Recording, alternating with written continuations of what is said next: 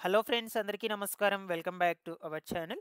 మన ఆంధ్రప్రదేశ్ రాష్ట్ర వ్యాప్తంగా కౌశల్యం సర్వేకు సంబంధించిన స్కిల్ టెస్ట్‌లను నిర్వహిస్తూ ఉన్నారు. అయితే ఒక్కొక్క సచివాలయంకి 10 మంది చొప్పున 5 రోజుల పాటు ఈ ఎగ్జామ్స్ అనేటువంటివి పెడుతూ ఉన్నారు. ఆల్రెడీ మనకు 2వ తారీఖు నుంచి ఈ పరీక్షలు అనేటువంటివి మొదలయ్యాయన్నమాట. ఒక్కొక్క రోజు ఇద్దరికి మాత్రమే జరుపుతూ ఉన్నారు. ఓకేనా? ఈరోజే ఈ టెస్ట్‌కు సంబంధించిన చివరి తేదీ. మొత్తంగా 5 రోజులు మనకు కౌంట్ అయితే సరిపోతుంది. సో, మార్నింగ్ ఒక స్లాటు, ఆఫ్టర్‌నూన్ ఒక స్లాటు. మార్నింగ్ స్లాట్ వచ్చేసి 11 గంటల నుంచి 12 గంటల వరకు. ఆఫ్టర్‌నూన్ స్లాట్ వచ్చేసి 3 గంటల నుంచి 4 గంటల వరకు. ఒక గంట సేపు ఎగ్జామ్ అయితే పెడుతూ ఉన్నారు. సో, మీకు 60 మినిట్స్, 45 మినిట్స్ వచ్చేసి ఈ యొక్క టెక్నికల్ స్కిల్స్ మీద అండ్ అలాగే రిమైనింగ్ 50 మినిట్స్ వచ్చేసి కమ్యూనికేషన్ స్కిల్స్ మీద టెస్ట్ అనేటువంటిది ఉంటుందండి. అయితే మనకు చాలామందికి కూడా ఇంకా ఈ యొక్క స్కిల్ టెస్ట్‌లకు సంబంధించిన మెసేజెస్ అనేటువంటివి రాలేదన్నమాట. షెడ్యూల్ అయినట్లు. కేవలం కొంతమందికి మాత్రమే వచ్చున్నాయి. అది కూడా లేటెస్ట్‌గా డిగ్రీ కంప్లీట్ చేసినటువంటి గ్రాడ్యుయేట్ స్టూడెంట్స్ ఎవరైతే ఉంటారో 2024-25 పాస్డ్ ఔట్ ఇయర్ స్టూడెంట్స్ వాళ్ళకి మాత్రమే పంపిస్తూ ఉన్నారు మ్యాక్సిమం. చాలామందికైతే రాలేదన్నమాట. ఇక అందరూ అడుగుతున్నటువంటి డౌట్ అంటే రిమైనింగ్ క్వాలిఫికేషన్స్ అండ్ అలాగే రిమైనింగ్ పాస్డ్ ఔట్ ఇయర్ స్టూడెంట్స్‌కి వస్తాయా లేదా? మాకు ఈ యొక్క కౌశల్యం సర్వే కింద స్కిల్ టెస్ట్‌లు అనేటువంటివి నిర్వహిస్తారా లేదా అని చాలామంది అడుగుతూ ఉన్నారు. గ్రామ వార్డు సచివాలయాలకు వెళ్లి అడిగితే అధికారులు ఏం చెప్తున్నారంటే మీకు కూడా పెడతారు. బట్ లేట్ అయితే అవుతుంది అని చెప్తూ ఉన్నారట. సో, అది ఎంతవరకు నిజమో, పెడతారా లేదా అనే విషయం గురించి చెప్తాను. అండ్ అలాగే రీసెంట్‌గా జరిగినటువంటి ఎగ్జామ్స్‌కి సంబంధించిన పేపర్స్ గురించి కూడా చాలామంది అడుగుతున్నారు. ఆ ఎగ్జామ్స్‌లో ఎటువంటి క్వెషన్స్ అయితే అడిగారు? ఎలా అడిగారు? ఓకేనా? ఏమేమి టాపిక్స్ గురించి అడిగారు? అనే విషయాల గురించి అయితే అడుగుతున్నారు. మాక్సిమం టాపిక్స్ గురించి అయితే చెప్పగలుగుతాను నేను. సో, యాజ్ ఇట్ ఈస్‌గా ఇవే ఎగ్జామ్‌లో అడిగారు అని ఎవరు కూడా చెప్పలేరు. ఎందుకంటే దాంట్లో మనం చూడలేం. అంటే దాన్ని స్క్రీన్ రికార్డింగ్ కానీ, వీడియో కానీ తీసుకోవడం అయితే కుదరదనమాట. సో, సేమ్ ఇదే క్వెషన్స్ అయితే అడిగారు అనని. సో, వాళ్ళు స్క్రీన్ రికార్డింగ్ చేసినా, ఫోటోస్ తీసినా వాళ్ళైతే ఆ క్యామ్‌లో అయితే కనిపిస్తారు ఎగ్జామ్ రాసేటప్పుడు. సో, ఎవరికీ కూడా తెలీదు ఎటువంటి క్వెషన్స్ అడిగారని. కేవలం ఒక్క ఎగ్జామ్ రాసినటువంటి స్టూడెంట్స్ ఎవరైతే ఉంటారో వాళ్ళకి మాత్రమే తెలిసుంటది.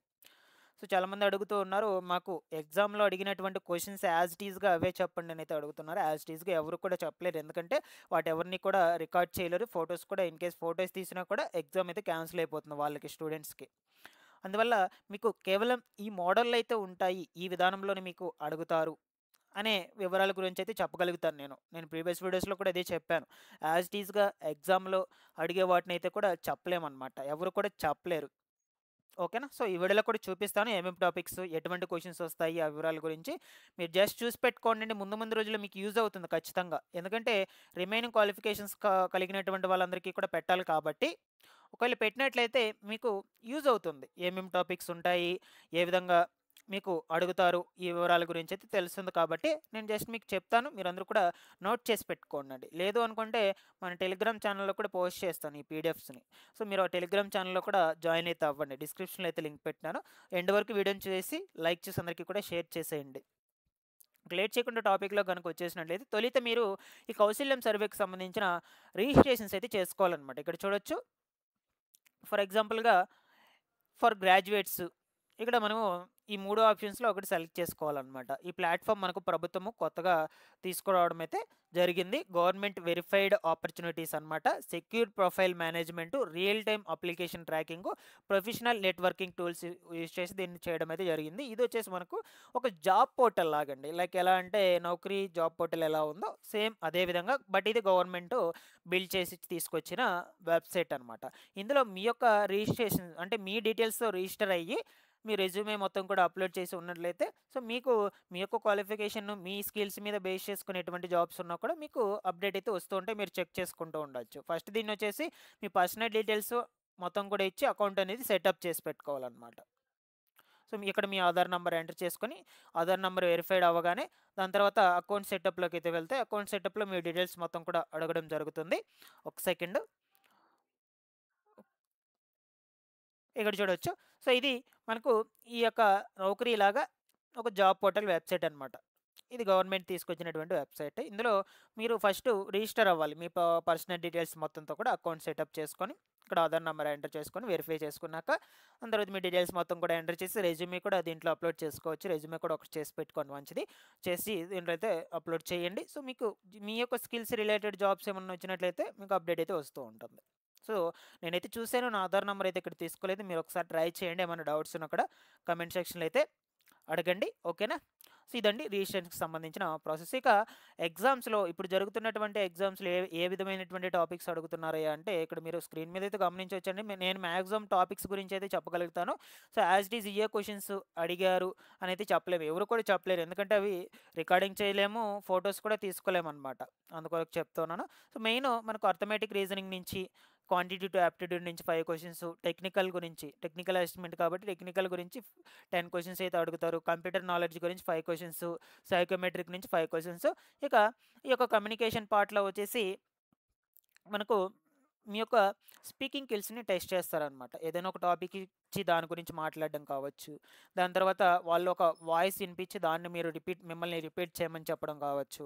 సో ఈ విధంగా మీకు చెప్తారండి. సో ఈ వీడియోని చూసేటువంటి వాళ్ళు ఎవరైనా ఎగ్జామ్స్ కనుక రాసి ఉన్నట్లయితే మీ యొక్క ఎక్స్పీరియన్స్ ఏంటో కమెంట్ సెక్షన్లో అయితే తెలియచేయండి. సో నేను చాలా దగ్గర విన్నాను, ఈ యొక్క ఎగ్జామ్ అనేది కొంచెం టఫ్గానే క్వశ్చన్స్ అయితే అడుగుతూ ఉన్నారని అయితే అంటూ ఉన్నారు. ఓకేనా? బట్ మీకు ఎగ్జాంపుల్గా చూపిస్తాను నేను ఏ విధమైనటువంటి క్వశ్చన్స్ అడుగుతారో అనే విషయం గురించి. క్వశ్చన్స్ అయితే ఇవే అనేది చెప్పడం లేదు. ఇక్కడ చూడొచ్చు క్వాంటిటేటివ్ యాప్టిట్యూడ్. ఓకేనా? క్వాంటిటేటివ్ యాప్టిట్యూడ్లో ఈ విధంగా అయితే ఉంటాయన్నమాట. పర్సంటేజ్, దాని తర్వాత profit and loss account topics కావచ్చు, సింపుల్ ఇంట్రెస్ట్ టాపిక్స్ కావచ్చు, టైమ్ అండ్ వర్క్ టాపిక్ కావచ్చు, దాని తర్వాత ఈ యొక్క టైమ్ అండ్ స్పీడ్ డిస్టెన్స్ కావచ్చు, రేషియో అండ్ ప్రపోజన్స్ కావచ్చు. ఈ విధంగా ఉంటాయండి టాపిక్స్. మీకు ఆల్రెడీ ఎక్స్ప్లెయిన్ చేశాను. నేను సేమ్ ఏ క్వశ్చన్స్ అయితే అడుగుతున్నారని చెప్పట్లేదండి, మళ్ళీ చెప్తున్నాను. ఇవే క్వశ్చన్స్ అయితే అడిగారని చెప్పడం లేదు, ఈ మోడల్లో అయితే అడుగుతారు.